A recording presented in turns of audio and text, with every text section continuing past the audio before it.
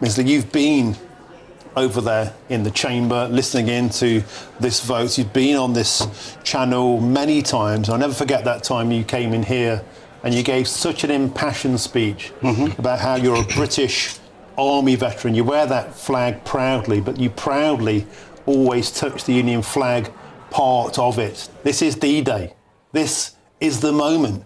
Are you expecting this to be the moment where the British government finally surrenders and signs away your beautiful country? Like you said earlier, it's a historic day for the wrong reason for the UK altogether. People need to understand, right? Every British citizen need to understand they are giving away a part of your British territory. And this part of the British territory is a key military base in the Indian Ocean, where from Chagossian military base, you can literally go to China, India, Middle East within hours. If they give that to Mauritius, this government are making Britain very, very weak. And for me, it's a story there for many, many reasons. My parents and my ancestors lost their land by then Labour government, and I'm witness now without any power to do anything, right? Sitting in the public gallery, have no essay to say, no self-determination by this Labour government, and for me, my heart is breaking right now. It's like giving my homeland to a foreign country. This breaks me right now. The ayes to the Okay, let's go to the comments now. Here is the result of that vote. The noes to the left, 174.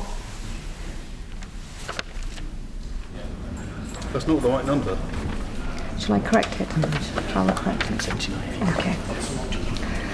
The ayes to the right are 330. The noes to the left are 179. 179, correct? So the ayes have it. The ayes have it. Unlock. Unlock.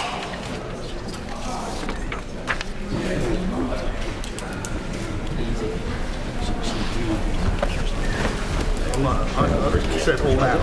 That was not the number I said, all out. Programme motion to be moved formally. The question is as on the order paper. As many as that opinion say aye. Aye. Contrary no. And there we have it. History is made. The ayes have it. 330 votes to 179 against. Mr. Mandarin, that's the result you least wanted. It's the result you probably expected. The British government has just signed away the Chagos Islands. That, for all the MPs who voted with the government today, mainly the Labour MPs, they have to think very, very carefully, because they're not working for their constituency. Because that deal was not on their manifesto, first of all. We just came up and said, okay, we just want to give a piece of every British people, including me, British Chagossian, every children, right, a piece of your history to a foreign country. That's what this Labour government just did. And it seemed to me, I was in the public gallery in the House of Commons. The opposition put the question, valid question, that all of us is asking, but from the ministers and from the government MPs is all waffles. Is all protecting other countries. We're always saying, oh, the Five Eyes agreed to it, USA agreed to it, Australia agreed to it, Canada agreed to it, everybody agreed to it. But what about British people? What about us? Do we get a self-determination? Even do they ask the British people about giving a piece of sovereignty, which they held since the 1817 Napoleonic War against France, the Paris Treaty, and give that away for bread and butter? So this government is making Britain very weak, I'm afraid to say so. I need to just ask you again, it's important to point out, Missy Mandarin, you can't see yourself as British, as bread and butter. You fought for the crown. You see the reason why? A lot of people don't understand that, right? And you've got two panels here. I'll make it clear. 3 countries was complicit to it, but including Mauritius as well. Mauritius is the biggest part of it. The reason why? Because the people been uprooted to their country. Instead of looking after them, what they did, they make them feel like second citizen. And most of those people who are uprooted right now, they're all dead in abject poverty in the cemetery now. What we're fighting for? The children, we're fighting for our land. We won't let this happen. We know as a part of it, it still had got the House of Lords. We will fight in any corners. And Josephine as well, thanks to a great British pack, we got over 40 MPs, ex-ministers, army expert, wrote a letter to President Trump. Okay, to stop that deal. Mr. Mandarin, thank you for your emotional words. I think now we can go to Nigel Farage. Have you had a random call lately from a strange number, maybe trying to sell you something or even scam you? If so, your info could be out there. That's because of data brokers, shady companies that scrape the internet for your personal details and sell them to marketers or even scammers. These days, scammers can even use AI to mimic your friends' voices and trick you into sending money. It's not just annoying. Data brokers often target vulnerable people with high-interest loans or sketchy offers. But there is a solution. Incogni, the sponsor of this video. Incogni contacts data brokers on your behalf and requests your info be deleted from their databases. And because your data can keep popping up, Incogni keeps sending removal requests to make sure it stays gone. They've just launched a new unlimited plan with custom removals. If you find your info on a weird website, just send them the link and their privacy team will work to get it taken down. Getting started is easy. Hit the link in the description, create your account and let Incogni handle the rest. It's risk-free for 30 days and you'll get 60% off an annual plan with the code GBNews. Take back control of your data with Incogni. Who's with us in the House of Commons. Nigel Farage, the ayes have it, 330 votes to 179. What's your initial reaction to what Missy Mandarin here is calling a great British surrender? Well, I think that's right. And I think that the wishes of the Chagossian people have been completely ignored. They've been treated very badly, frankly, since the late 1960s. This was perhaps an opportunity to put it right. They've ignored that.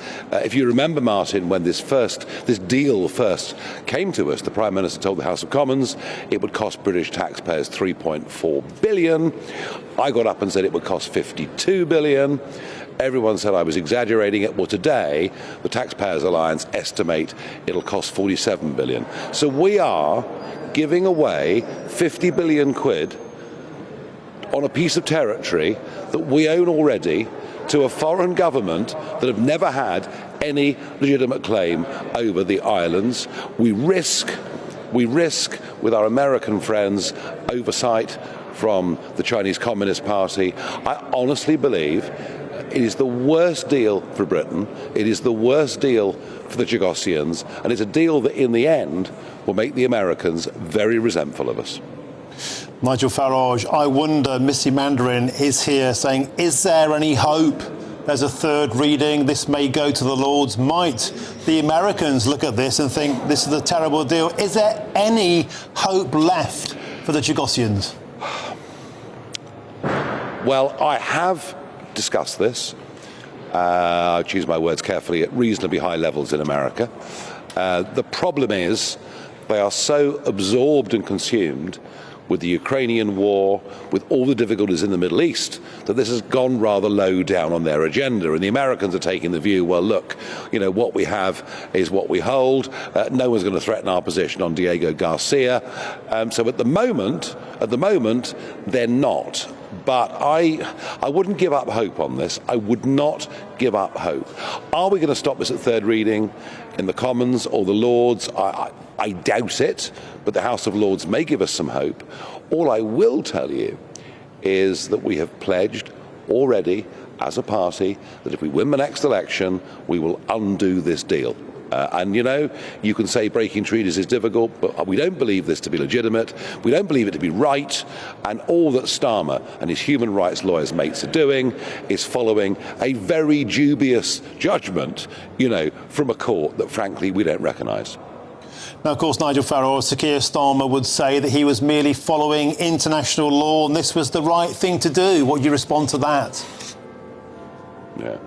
It was an advisory judgment from a court that is dubious at best. The reason Labour are doing this is post-colonial guilt. They see this as being part of what was the British Empire, and therefore just getting rid of it at any price is the right thing to do. They're playing student politics, and on a human level, the Chagossians have been totally ignored. How ironic for a group of people who believe in the Human Rights Act that they've ignored the human rights of the Chagossians. Nigel Farage, today we've seen the African Union rattling their sabres.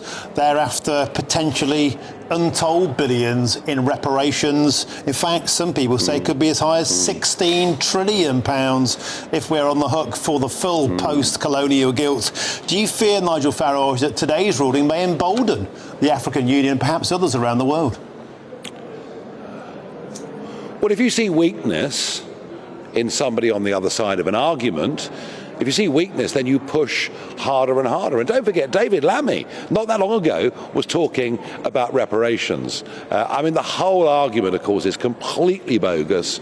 You know, as many know, although it's not being taught in schools, the Barbary pirates took hundreds of thousands of native Britons into slavery in North Africa. So if you start to play this game, I mean, goodness knows where you end up.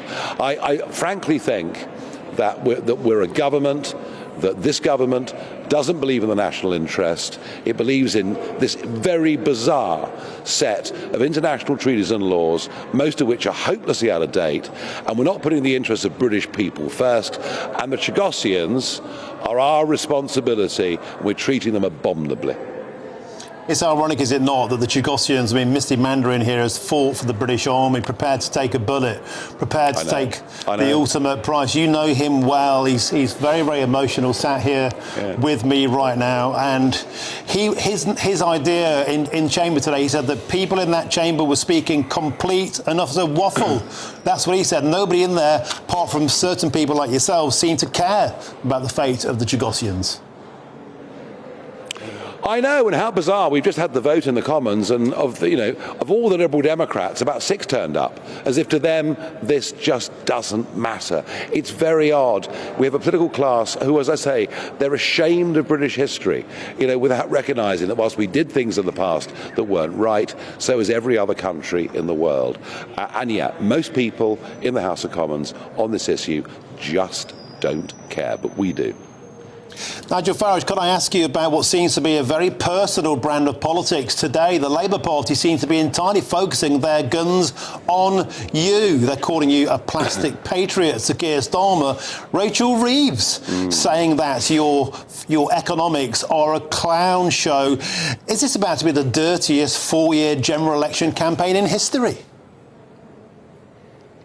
Yeah, without doubt. I mean, how Rachel Reeves can accuse anybody else of economic incompetence is completely and utterly beyond me, given her record as Chancellor. Yeah, they're going to get very personal. They're going to get very nasty. What else have they got? They haven't got any arguments. It's just abuse, abuse, abuse. Oh, and by the way, lies too. Starmer said, and they keep repeating it on the airwaves, that I asked last week for the Americans to put sanctions on us over free speech. I didn't say anything of the kind at any point, but for Labour now, they'll grasp at lies, which they repeat and repeat, or just sink to personal abuse. And do you know what? They can use whatever terms of personal abuse they want against me. I'm not going to return the favour. I'm not going into the gutter with them. We're just going to keep on doing what we're doing. And Nigel Farage, you'll be back in this hot seat tomorrow, Westminster, presenting a 2-hour immigration special. Tell GB News viewers all about it. Yeah, we're going to do a 2-hour debate on immigration tomorrow. We found some extraordinary historical documents. We've got all the documents that were produced, the original documents in the lead-up and through the Human Rights Act becoming law in 1998, and we have a fascinating book from 1999 that almost everybody has forgotten, and the book makes it clear that human rights now must go through all pieces of the legal process in our country, and look where it's led. And have a guess who the book's written by.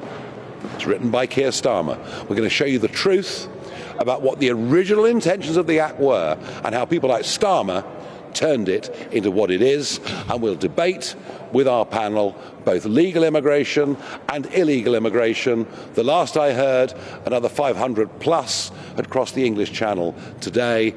And, immigration, legal and illegal, this isn't an issue. This is now the issue. And we'll dedicate 2 hours to this debate tomorrow evening, and we'll make sure that GB News viewers hear every side of the argument, so as ever on this free speech channel, they can make their own minds up. And that's 7 till 9 p.m. tomorrow on GB News. Thank you very much, Nigel Farage. And by the way, that human rights book there by Sir Keir Starmer, I bought it. That's £11.60. I'll never get back. Nigel Farage back in the hot seat tomorrow night. Thank you very much for joining us on the show. Let's bring my